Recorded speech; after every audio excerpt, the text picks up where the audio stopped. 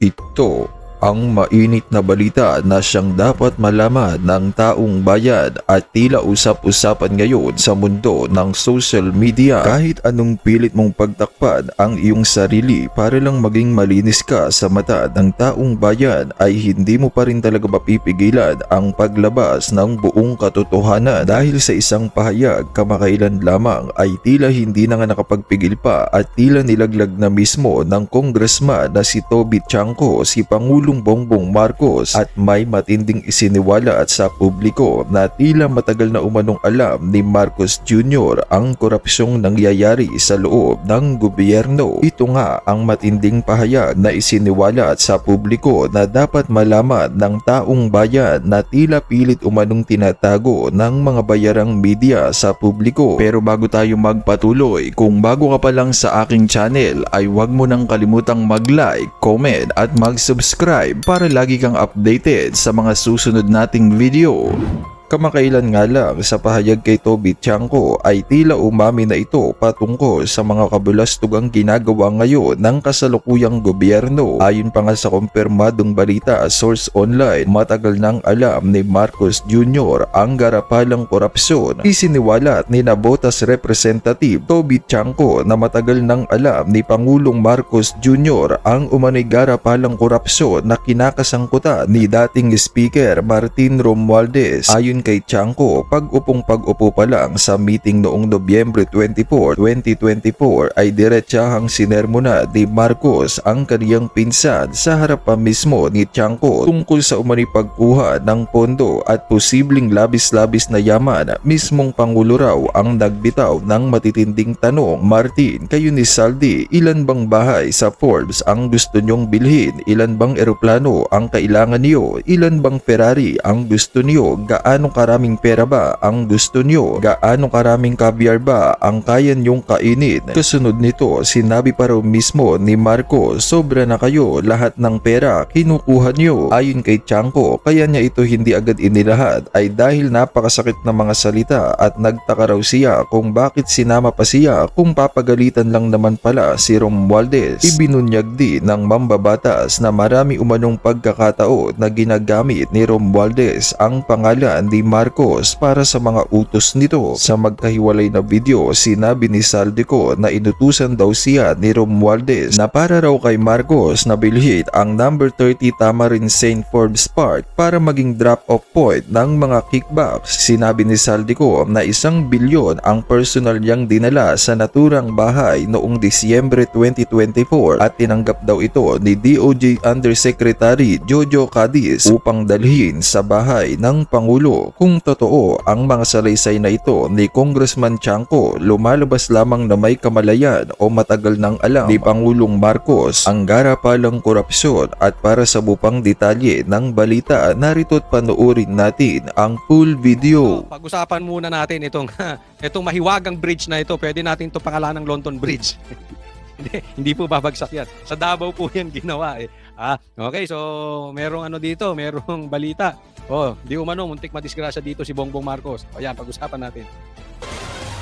Bubuksan na sa publiko ang Bukana Bridge sa Davao City sa susunod na linggo. Ang tulay na ito ay parte ng Davao City Coast. Ang lintik, no? Ang ganda! Ay, alam mo, inaantay naming bridge? Yung Samal Bridge. Naku, maganda ron. Kahit kami pinapasyal doon ng maraming salamat sa KOJC, sa SMNI. Dumadaan kami doon. Roro pa lang, saglit lang yon, pero ginagawa ng bridge. Pero bago tayo pumunta ron at habang inaabangan natin yon, eto muna tayo sa bridge na to, napakaganda. Ang tindi nito, malupit. Talong-talo talaga ang mga dito sa Metro Manila. Sige, tuloy. Coastal Bypass Road Project sa ilalim ng China Road and Bridge Corporation o CRBC. Ito ay magagamit. We will open the bridge on the 15th. Ay, sa 15 nila bubuksan. Hindi importante kung kailan nyo bubuksan. Ang tanong, kailan niya na-conceptualize? Sinong gumawa niyan? China. Merong bagong tandem, si Bongbong at saka sa China. December 15 gagawin na. Matatapos yung buong bypass by December 2027. So tuloy tapos na lahat ito all the way. Ayun, so yun ang ibig niya sabihin, gagawin na okay sa December 15 at matatapos sa 2027 all the way. So madaling salita, ang pinapalabas nito kanyang proyekto. Hindi man lang niya babanggitin dito, ito ay panahon pa ni Duterte. Proyekto po ito ni BP Sara. Hoy, excuse me po. Ha? Makikipag-deal ba ang China kay Bongbong? Hindi, totoo lang. Huwag nga tayong maglokohan. So ito hindi proyekto ni Bongbong. Isipin mo, walang proyekto si Bongbong. Ha? Kasi ito'y credit grabber lang eh. Inaangkin niya nang dahil sa kanya. Kaya ito matatapos. Hindi, kahit wala ka, kahit hindi ka nabuhay sa Pilipinas, Bongbong Marcos, tapos yan. Ang punto dito, wala kang proyektong ganyan, tapos bigla-bigla, sa Davao merong proyekto ka? Sa buong Pilipinas, wala kang ganyan eh. Sino maniniwala na kaisa-isa mong proyekto na ganyang kaganda, na bridge, na infrastructure, sa Davao mo pa gagawin? Naku, huwag tayo maglokohan. So, ang one and only project mo, sa Davao pa? Bongbong, talagang yung utak mo sunog na. Huwag nyo nga kaming niloloko, Bongbong Marcos. 3.1 billion peso project na ito mula sa Official Development Assistance Fund ng China ay may 4 na lanes at may haba na halos 500 kilometro. Yan o, 500 kilometro. 500 kilometers. Matindi yung proyekto na yan. Huwag na natin paglayo-layuin eh. Hindi po arok ni Bongbong Marcos yung ganyang klaseng proyekto. 500 kilometers na proyekto. Yung Ilocos Norte nga hindi nila maayos. Aayusin pa nila yung Davao. Huwag na tayong maglokohan. Hindi kayang abutin ng utak yan ng adik. Mula 1.5 oras, 20 to 25 minutes na lang kapag tatawid sa eastern and western coastal areas ng Davao City. Ang sarap magmotor dyan, ano? O kaya, yung hataw-hataw ka ng kotse dyan. Tinatayang nasa 14,000 vehicles din ang maaaring dumaan sa tulay araw-araw. Noong 2011, inanunsyo ng World Bank ang debarment ng China Communications Construction Company at 2011 pa. Kaya nga ang sinasabi nila, kaya ito ay proyekto ni Sara, wag nga tayong mag-ano-ano dyan. Di umano, yan ang sabi, 2011 pa. Okay? In short, hindi ito kay Bongbong Marcos. All the more, China pa. Ano, si Bongbong pro-China? designated successor ng contractor ng tulay na ito na CRBC. Base sa World Bank, road projects din ang pinagmulan ng debarment case ng kumpanya. Noon namang 2009, inanunsyo rin ng World Bank ang debarment ng CRBC kasama ang 6 pang construction firms dahil sa bid rigging sa Philippine National Roads Improvement and Management Program. Hindi na nabigyan pa ng pondo ang CRBC mula sa World Bank ng mga taong ito. Umingay din ang CRBC na maging parte ng $15 billion investment projects na pinirmahan ni dating Pangulong Rodrigo Duterte. Sino pumirma ng 15 billion kung magkano man yan? Si PRRD. Alam mo, meron kasi akong ganyang kaibigan. Alam ko makaka-relate kayo dito. Yung lahat na lang ng meron ako, aagawin. Oo, yung pati style gagawin. Nagkaroon na kayo ng kaibigan ganyan. Gagayahin lahat. Diba? Nakakaasar. Tapos, kunwari, una niyang idea. Lahat kukuhanin. Sabi ko nga, kunin nyo lang lahat sa akin. Huwag lang siya. Naging kanta. Joke lang po. Kasama ang China noong 2019. Kilalang baluarte ng mga Duterte ang Davao. Para sa agenda ay... Yan. Itong ano dito, ito Bongbong Marcos. Itong sabi nila, okay, pinayuhan to si Bongbong Marcos. Di ano. Umalis ka agad dyan sa Davao City. Bakit? Istrikto po sa adik dyan. Madidisgrasya ka dyan. Muntik na nga daw to madisgrasya dito. Kasi baka mamaya, nagpag-iingat tayo kasi sa lahat ng syudad sa Pilipinas, sensitive ang Davao sa adik. Delikado ka dyan. Baka mamaya merong naiwan sa bulsa, yung almusal mo. Baka naiwan mo, Bongbong Marcos, yung almusal mo, yung sabi ng kapatid mo na si Amy, iba yung almusal mo. Baka may naiwan dyan. Ayari ka. Madidisgrasya ka dyan. Oo. Kaya mag-iingat ka ng punta-punta sa Davao. Delikado. Medyo yung damit mo, papalaban mo ng maayos. Ang masama nito, ito. Baka may nalaglag na buhok. Yung Bongbong dyan. Maraming nag-aabang. Okay. Gustong-gustong kuhanin yung buhok nito si Bongbong Marcos. Kaya dapat, Bongbong, nagsombrero ka. Nagtingin-tingin ka ba sa paligid? Kung may nakita kang baka may sniper dyan. Mukha pa naman yung buhok mo naglalagas na. Delikado. Mapa-hair follicle ka dyan. Wag. Of all places in the Philippines, wag mong lolokohin ang Davao patungkol sa drugs. Delikado ka dyan. Ito po, next topic po. Ito po, tingnan natin. Ito yung pagdating ni Bongbong Marcos dyan sa Davao. Sinalubong siya. Talagang nagkagulo yung tao, sinalubong siya.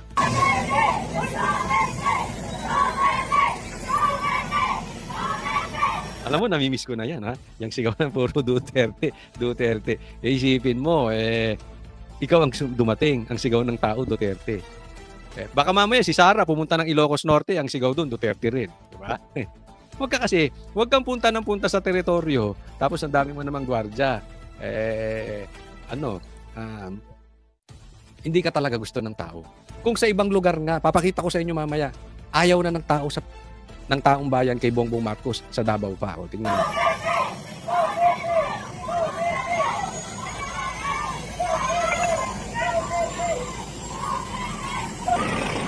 Ang sakit sa puso niya, no?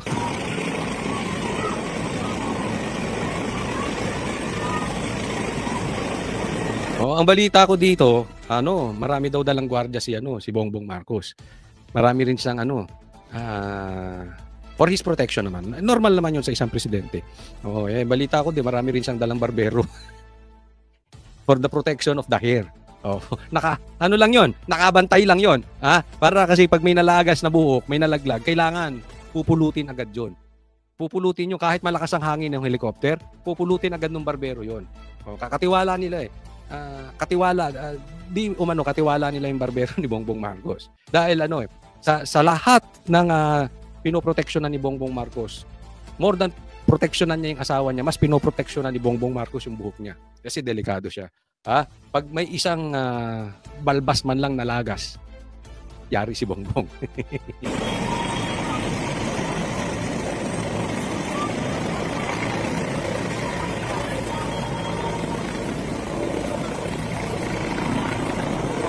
Ako hindi, ito sabi, ito dyan sa Davao, na-experience namin dyan. Hindi ko alam kung anong eksaktong oras, nakalimutan ko na. Pero maagang nightlife dyan. So dapat siguro si Bongbong Marcos wag na dyan magpagabi. Una nga, baka makuha yung buhok niya. Pangalawa, walang nightlife dyan. Baka dyan pa siyang pumarty-party. Ako yung nagpapayo lang naman, Bongbong Marcos, dahil baka yung routine yung ginagawa, baka mamaya dyan ka pa alam mo na, magganong-ganong ka pa dyan, mahuhuli ka talaga dyan. At saka bawal ang party dyan sa Davao hanggang madaling araw. If I'm not mistaken, ang mga bar dyan, sarado na ng 11 Kasi nag-ano kami dyan Nung huli, nagpasyal-pasyal kami dyan ni Jay. Ang aga nung last call. No, last call agad. Wala na yung wala nang drinks. Sasara na yung bar. So, hindi ko alam kung pumarty pa. Alam naman natin si Bongbong Marcos mahilig pumarty. Hindi natin alam kung pumarty pa. Sana kung may nanonood po tayo sa vlog ngayon ng mga taga Davao, ano pong balita ninyo? Si Bongbong ba ay pumarty pa dyan? Or baka gumanong-ganong pa yan dyan, umuwi ba siya agad? Pero yun nga, sabi ko nga, delikado siya dyan. Huwag niyang gagawin huwag ka na dyan mag-almusal. Okay? Huwag ka na dyan magpagabi kasi yung ginagawa mo sa gabi, delikado. Tapos huwag ka na rin magpaumaga kasi yung almusal mo medyo kakaiba. Bawal dyan sa Davao. Hindi po pwede. Dalhin mo na lang sa ibang syudad. Siguro sa Ilocos Norte, baka pwede yun. Pero sa Davao, bawal yan. Okay, next. Okay, from one addict to another addict. Di umano. Sabi ng atin nyo yan, sabi ng tita mo yan. And from one magna to another magna. Sige, pag-usapan natin ito mag-ama. Eto si Sandro, nagpa-imbestiga sa ICI. Pero tingnan nyo, niloloko talaga tayo nito mag-ama. Yung tatay, tinatarantado tayo dahil, kunwari, pinalalabas, proyekto niya yung bridge. Wala pong infrastructure si Bongbong Marcos. Mas lalong-lalo na sa Davao. Doon pa niya gagawin. Kaysa ipagpapagawa niya ng bridge, ilalagay niya na lang sa maleta, dadalhin niya sa Forbes Park. And after that, we don't know. Diba? Okay na. Kayo na mag-isip kung saan dadalhin yung pera. Ngayon, eto namang isang anak niya, lolokohin din tayo. Tingnan natin. Your lies. It's one that it's a move that reeks of desperation. It's a political ploy. And I've already attributed it to attempts at destabilization of the government. Ang gago. Sabog ka ba? Hindi ko alam. Titingnan nyo yung mata kung sabog to.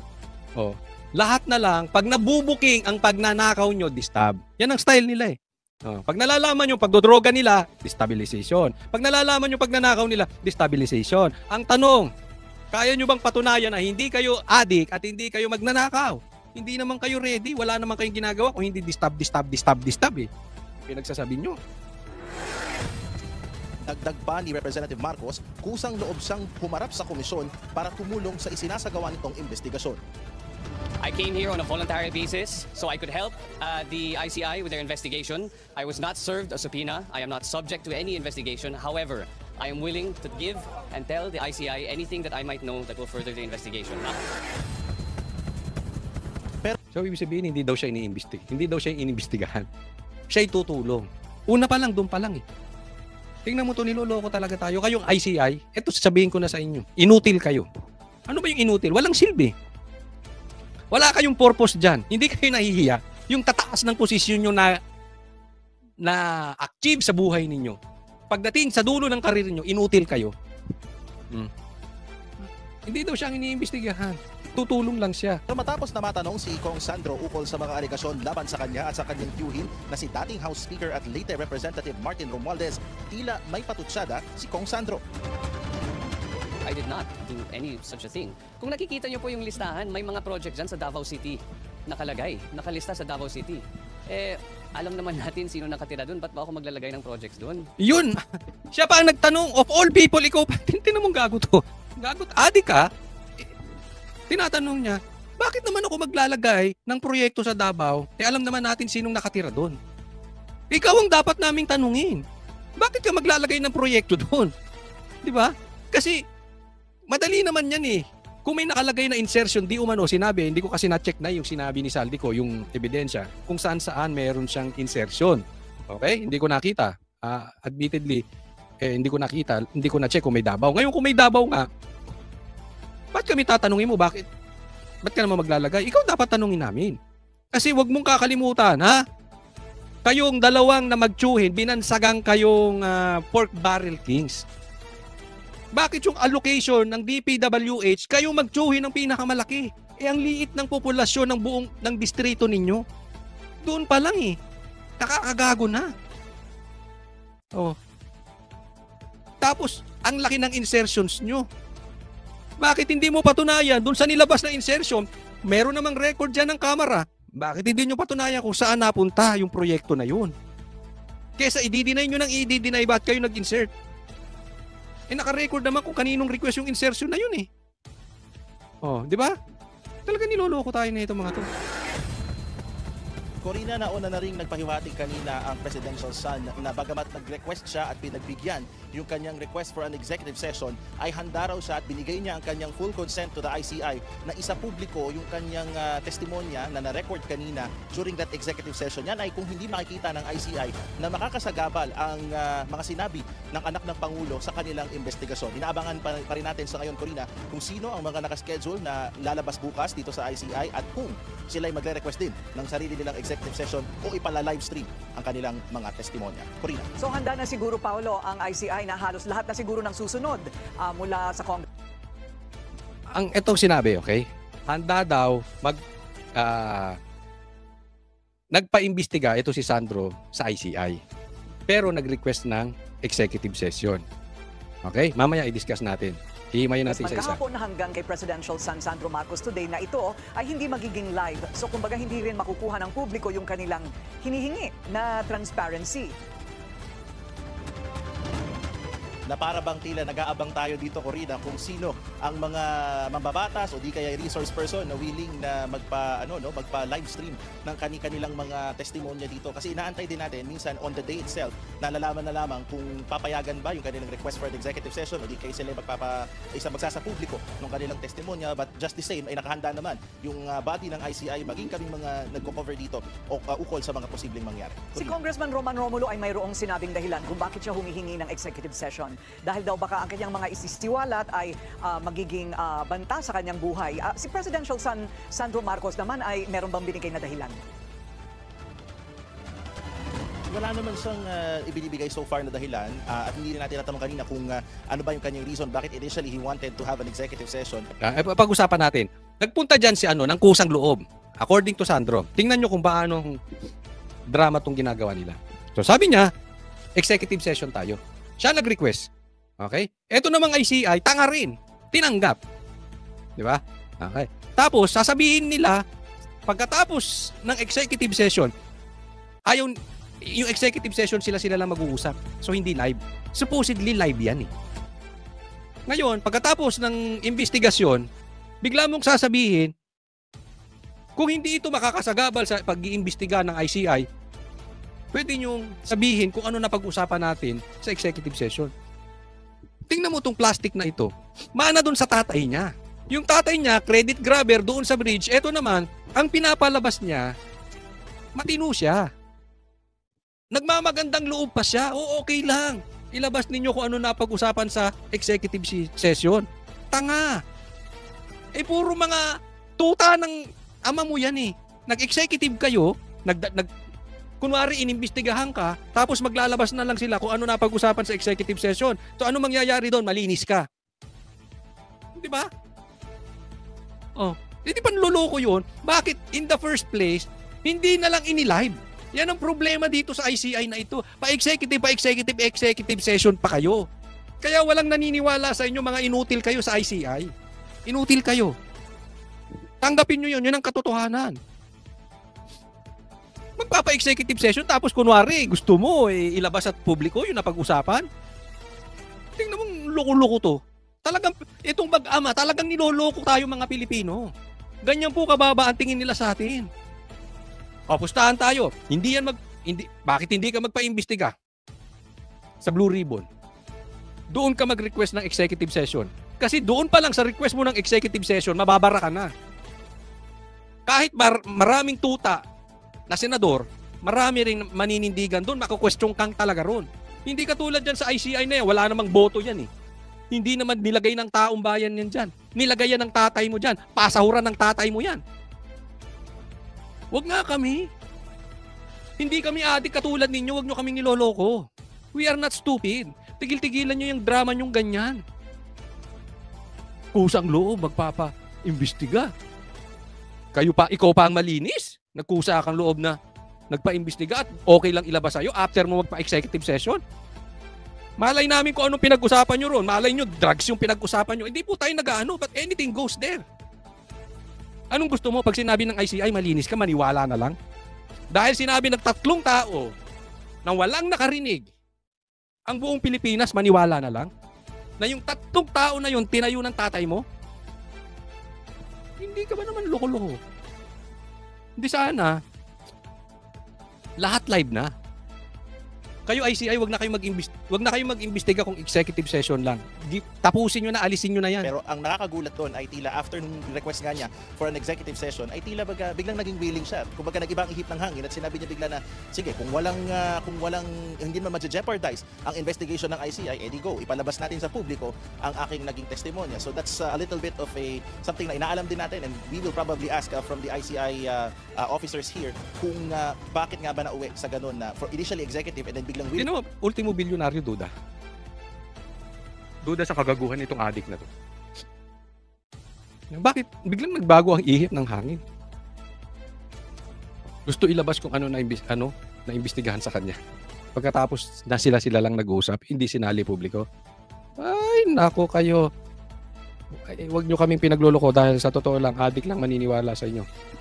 Ewan. Teka muna, ano na nangyari dito sa aking sige, tuloy tayo. Next po. Ito po, tingnan natin ha. Sabi dito, ICI in ICU. Nagdedelikado na ang ICI. Azurin reportedly mulls resignation after Babe Singson exit.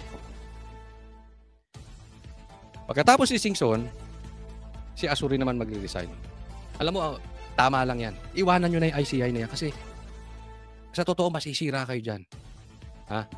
Isipin mo, yung sinabi ko, after nyo, sa dulo ng inyong career, ang tatapos sa career ninyo, ang maaalala ng tao, ikaw ay naging member o isa ka sa nag-imbestiga sa ICI. Basang-basa. Sirang-sira po ang imahe ng ICI. Wala pong naniniwala dyan. Even yung mga pinklawan, hindi sila naniniwala dyan. Kunwari lang naniniwala sila. Kasi nga, kinakain nila yung tayo ni Bongbong Marcos.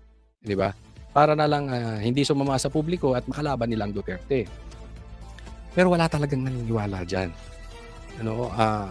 Tapusin nyo na yung ICI na yan kasi pag nag-resign ka dyan, nag-resign na rin si Azurin, wala nang maiiwan. Makapal na lang talaga ang mukha ng tatanggap. Kung sino mang tatanggap na papalit sa inyo. Dahil talagang Yan po ay panloloko sa taong bayan. Yang ICI ay insulto sa taong bayan. Magpapagamit ba kayo sa magnanakaw? Ako kung nagpapagamit tayo sa magnanakaw, mas masahol pa tayo sa magnanakaw. Wag po tayong pagamit. Kung wala naman talagang silbi ang ICI, tapusin nyo na. Pwede namang imbestigahan yan sa Blue Ribbon eh. Hayaan na lang natin yung binoto ng taong bayan. Hayaan na lang natin yung nasa konstitusyon, yung nasa batas. Yun na lang. Diba? Imbestigahan ng Senado, imbestigahan ng House. Anyway, you on live eh. Diba? So, ma-inform ang taong bayan. Huwag kayong magpagamit sa misinformation na planong gawin ng administrasyong ito. So, salute sa'yo. Kung ikaw ay magre-resign. Pero wag mo nang pagtagalin. Kasi the more mong pagtagalin, nagagamit kayo ng magnanakaw. Next topic po. Ito po, pag-usapan natin Etong nilabas ng ABS. Actually, binalita to ng ABS-CBN, pero ito ay COA report. Okay? Ang sabi ng COA reports OPs 494.8 million. Almost half a billion. Kalahating bilyon, hindi po milyon. Kalahating bilyon disallowance balance. Babasahin natin. The Office of the President recorded a half a billion peso balance in audit disallowances for 2024 according to the Commission on Audit. Ayan. Wala kayong planong imbestigahan to? Ano ibig sabihin ng disallowance? Ito sa salitang Tagalog na lang, pasimplihin natin in layman's term. Ito ay nawawala or nadispalko or hindi approve ang pagkagamit. Hindi nagamit sa maayos kalahating bilyon. Isipin ninyo, sinisilip ninyo yung 150 million na confidential funds ni VP Sara. Itong Office of the President, may kalahating bilyon noong 2024. Anomalyang kung saan ginastos yan. Hindi natin alam kung pinabili ng marijuana, ng cocaine. Hindi na natin alam kung saan nadala yan. Kung yan ba ay ghost para. Ewan ko kung saan nila dinala yan. Basta according to COA, disallowance po ito. Maanomalya. Simpleng ganun. Hindi aprobado. Ito ba'y kayang paliwanag ni Bongbong Marcos? Pinklawan, asan kayo? Sisilipin nyo pa rin? Doon pa rin tayo sa Dolomite? Doon pa rin tayo sa confidential funds? Doon pa rin tayo kay Pulong? Tinatarantado talaga tayo ng itong mga to. Kalahating bilyon inutil ba kayo din pinklawan? Kaya galit na galit talaga ako sa pinklawan. Kasi pakinggan mo yung vloggers nila. They are concerned. Paano matatanggal si Sara? Ang sabi, pag hindi alam mo may narinig akong vlogger, talagang grabe. Ang sabi niya, pag maghihiwalay ang pula at dilaw, siguradong mananalo si Sara. So dapat talaga magsama ang pula at dilaw. Unless daw mapatanggal sa impeachment si VP Sara. Ganyan na po kababaw yung vloggers nila. Ganyan na po pinag-uusapan ng kanilang mga political analyst daw. Yung isa pa nga ata ay dating speaker, hindi ko malaman kung ano yun. Dating kalbo, hindi ko alam. Basta yun ang kanila. Ang usapin nila dapat magsama-sama ang pula at dilaw. Pero hindi nila pinag-uusapan yung mga ganitong nawawala. Ang pinag-uusapan, paano tatalunin si Sara? They are concerned, not on the Filipino people. But paano matatanggal si Sara? Kaya importante raw, ma-impeach si VP Sara. Kaya magkakaroon ng impeachment sa Sara sa February. Garantisado yan kasi nga yan na nga ang pinagpaplanuhan nila. At hindi, no? Kasi tapos na yung 1-year bar rule.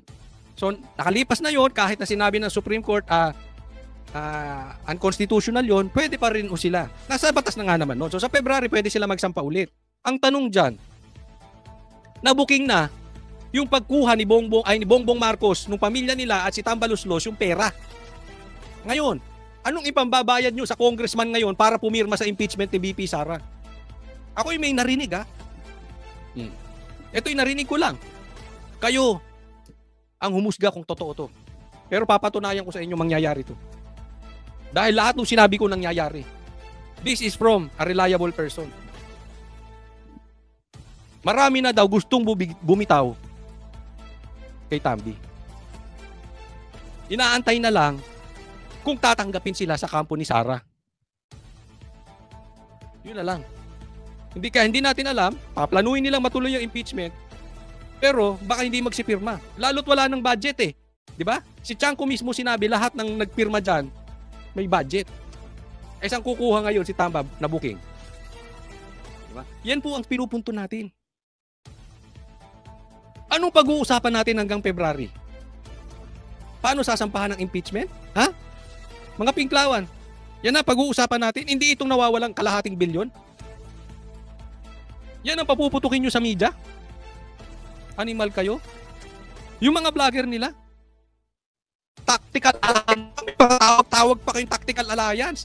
In Tagalog, kain puwet. Ay kain tae. Wala kayong mga pinanindigan, mga bakla kayo. Dahil hindi nyo kayang talunin si Sara.